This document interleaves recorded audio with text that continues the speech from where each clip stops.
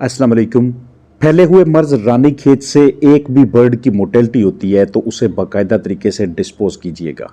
खुदा न खास्ता आपके फ्लाक में रानीखेत बीमारी आ जाती है तो आपके पास अपने चिकन्स की क़ुव्वत मदाफ़त को बरकरार रखने, मुस्तकिम रखने या उसे बढ़ाने के हवाले से जितना भी इल्म मौजूद है, जो भी वसाइल है, जितने भी ज़राए हैं, उनको लाजमी इस्तेमाल में लाइए, क्योंकि ये वो वाहिद तरीक़ाकार होगा जो नुकसान की शरह को कम रखने में आपकी मदद करेगा। सबसे पहले आपके पास अपने चिकन्स की इम्यूनिटी को बढ़ाने के लिए कोई इम्यूनो बूस्टर मौजूद होना चाहिए, चाहे इस प्रोडक्ट की शक्ल में हो, लाइजोविट की शक्ल में हो, एडालिन हो या कोई दूसरा मल्टीविटामिन्स का आपके पास प्रोडक्ट मौजूद हो। दूसरे नंबर पे मुतासरा चिकन्स के जिगर की सलाहियत को किसी हद तक मुस्तकिम रखने के लिए, बरकरार रखने के लिए आपके पास कोई लिवर टॉनिक मौजूद होना चाहिए, चाहे वो टोनी लिवर के नाम से मौजूद है, चाहे वो हेपाटो प्रोमोटर के नाम से मौजूद है, या फिर आपको करीबी ह्यूमन मेडिकल स्टोर से जेटी पर दस्तयाब है तो उसे परचेज़ कर लेना है, या परचेज़ करके पहले ही अपने पास दस्तयाब रखना है अगर आप एक प्रो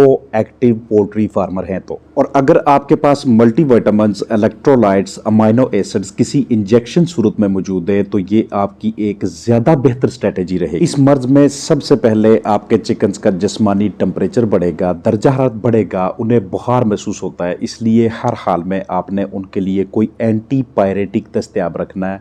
वो आपको एरिनेक की शेप में दस्तयाब हो, इबुप्रोफेन की सूरत में हो या किसी और शक्ल में दस्तयाब हो। इसके साथ साथ मुतासरा चिकन्स ने सही तरह से खुराक और पानी की तरफ नहीं जाना, लिहाजा आपके पास कोई ना कोई सॉफ्ट डाइट मौजूद होनी चाहिए, चाहे आपके पास स्क्रैम्बल्ड एग्स हों या कोई और दूसरा जरिया इस्तेमाल करें। ऐन मुमकिन है कि चिकन्स खुद जाके खुराक और पानी के बर्तन की तरफ उसको ना पिक कर सके, तो ऐसी कंडीशन में हैंड फीडिंग से काम चलाना है, हैंड मेडिकेशन से काम चलाना है। बड़े पैमाने पे जिन हजरात के पास ज़्यादा चिकन्स हों वो उनके टेस्ट वगैरह करवा के कंफर्मेशन करवा लेते हैं कि इसके अंदर वाकई ही न्यूकेसल डिजीज़ मौजूद है या कोई और मर्ज़ है जिसकी वजह से हमारे चिकन्स अमले तनफ़स की ख़राबी जैसे मसले में मुब्तला हैं, उनकी एग प्रोडक्शन दिन ब दिन कम होती जा रही है और उनकी सेहत भी हम वाज़ह तौर पर अपने सामने गिरती महसूस करते हैं, वज़न भी नीचे आता जा रहा है, इवन अमवात होती जा रही हैं। लेकिन छोटे पैमाने पे हमारे पास इस तरह के टूल्स नहीं होते तो हम अपने चिकन्स के लिए इर्द गिर्द तजर्बाकार हजरात की ज़ेरे निगरानी उनके मशवरे से या यूट्यूब से या किसी वेटनरी डॉक्टर को दिखा के उसकी तशखीस कर रहे होते हैं कि वाकई ये रानीखेत है, उसके मुताबिक उनकी ट्रीटमेंट कर रहे हो। अगर आपके पास पूरे फ्लाक में 10 या 15 या 20 चिकन्स हैं, कोई एक बर्ड मुतासर नजर आता है तो उसे फौरी तौर पे अलहदा करके उसकी ट्रीटमेंट करेंगे, क्योंकि उसकी रतूबतू से, उसकी बीट से, परू से, उसके अमले तनफ़स के ज़रिए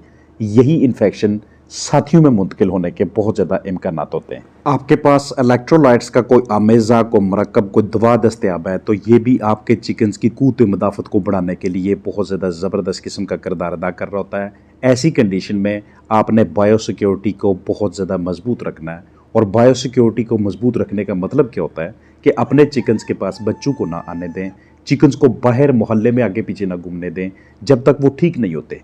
किसी भी हाल में मुतासरा फार्म के ऊपर, मुतासरा चिकन फ्लाक के पास ना जाएं। अगर किसी वजह से जाना पड़ता है तो वापसी पे खुद को अच्छी तरह से डिसइंफेक्ट करके अपने परिंदों को, अपने बर्ड्स को अप्रोच करें, ख़ास तौर पे अपने स्लीपर चेंज करके, अपने हाथों पे ग्लव्स लगा के।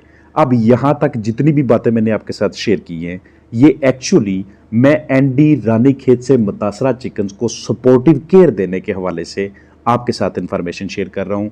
बेसिकली रानीखेत का किसी किस्म का कहीं पे कोई भी इलाज मौजूद नहीं है। ये एक वायरस है, हर वायरस का अपना एक इंक्यूबेशन पीरियड होता है, एक महसूस मुद्दत होती है। उस मुद्दत के दौरान उसने उस चिकन को मुतासर करना होता है, उस फ्लाक को मुतासर करना होता है। हम अगर चाहते हैं कि इसकी मुद्दत को कम रखा जाए तो उसके लिए उन स्टेप्स को फॉलो करना है जो मैंने आपके साथ शेयर किए, कि किसी भी हाल में इम्यूनिटी को मुकम्मल तौर पे टूटने नहीं देना। उसके लिए हमारी मैनेजमेंट उसे सपोर्ट करेगी, उसके लिए मुख्तलिफ टॉनिक्स उसे सपोर्ट करेंगे, डाइट और उसके लिए एनवायरनमेंट जो भी हम उसे मुहैया करते हैं वो उसकी मदद करेगा। अब रही बात एंटीबायोटिक्स के इस्तेमाल करवाने की, तो ये पहले आपके साथ जितनी चीज़ें शेयर की हैं इनमें से जो जो आपके पास दस्तयाब है आपने उनको यूज़ करके अगर अपने चिकन्स की इम्यूनिटी को मेंटेन कर ली है, आप देख रहे हैं कि मर्ज शिद्दत नहीं पकड़ रहा, हमारे चिकन्स रिकवरी की तरफ जाते जा रहे हैं, तो इस केस में अब आपको एंटीबायोटिक्स चलाने की ज़रूरत नहीं है, क्योंकि किसी भी हाल में आपने अपने चिकन्स की इम्यूनिटी को टूटने नहीं दिया।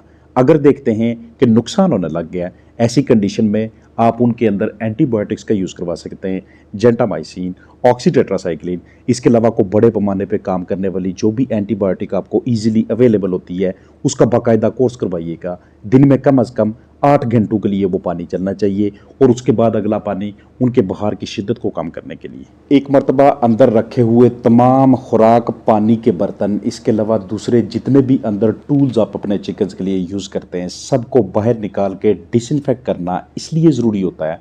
बरादे को बाहर निकालना, पहले वाले को डिस्कार्ड करना, नया बिछाना इसलिए ज़रूरी होता है ताकि उस वायरस को जो आगे पीछे बहुत ज़्यादा फैल चुका है उसकी शिद्दत को कम किया जाए, उसके लोड को ख़त्म किया जाए। उसके लिए आपने इन तमाम सरगर्मियों से गुजरना है, क्योंकि वायरल अटैक के बाद अपने चिकन्स को रिकवर करना ये आपसे टाइम मांगता है, ये आपसे मशक्क़त मांगता है। याद रखिएगा कि अब किसी भी कंडीशन में एक मरतबा डिजीज़ आउटब्रेक हो जाए तो आप वैक्सीन नहीं कर सकते, क्योंकि जिन चिकन्स में बीमारी एक बार आ जाती है उनका अंदर से इम्यून सिस्टम, जितनी भी उनकी इम्यूनिटी होती है वो उससे लड़ने की कोशिश कर रहा होता है और वो पहले ही अपने पास दस्तयाब इम्यूनिटी को बरोए कार ला चुका होता है। इस कंडीशन में आप उसमें अगर वैक्सीन करेंगे तो यहाँ पे डिजीज़ मज़ीद फैलेगी बजाय इसके कि चिकन्स रिकवरी की तरफ जाएं।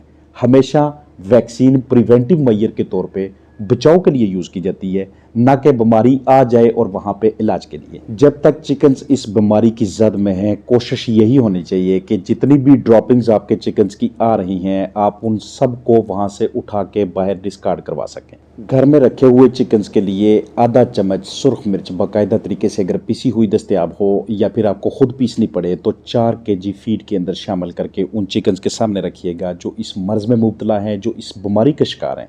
इससे भी क्या होगा, किसी हद तक हम अपने चिकन्स को रिकवरी की जानब ला सकते हैं, किसी हद तक हम उनके इम्यून स्टेटस को, उनकी क़ुव्वत मदाफ़त को बढ़ा सकते हैं। इसके अलावा मज़ीद इम्यूनो बूस्टर्स आपके साथ शेयर करता चलूँ। अंडे की जर्दी, चूज़े की स्टार्टर फीड ज़्यादा प्रोटीन की वजह से ज़बरदस्त इम्यूनिटी देती है। लहसुन, दारचीनी का इस्तेमाल करना, सेब का सिरका, एप्पल साइडर विनेगर आपके चिकन्स में अमले तनफ़्फ़ुस में रवानी के लिए। इसके अलावा घरेलू पैमाने पे आपके पास पालक और गोभी के पत्ते दस्तयाब हों। घर में इस्तेमाल होने वाले अजनास, बीज, दालें इन्हें उबाल कर अपने चिकन्स को देना। दही प्रोबायोटिक्स के तौर पे इम्यूनिटी को बढ़ाने के लिए ज़बरदस्त किस्म की चॉइस आपके पास है। स्पिनच आपके पास हो, इसे भी अपने चिकन्स की ग़िज़ा का हिस्सा बनाइएगा।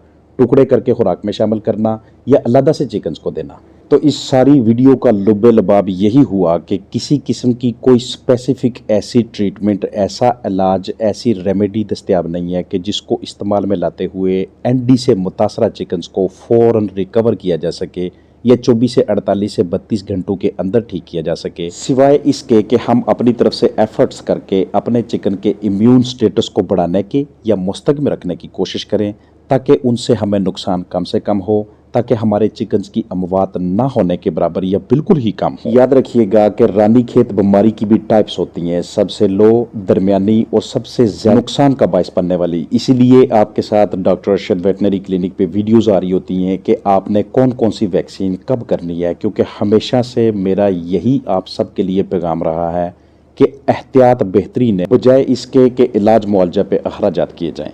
अपना ख्याल रखिएगा। अस्सलाम वालेकुम वरहमतुल्लाहि वबरकातुहू।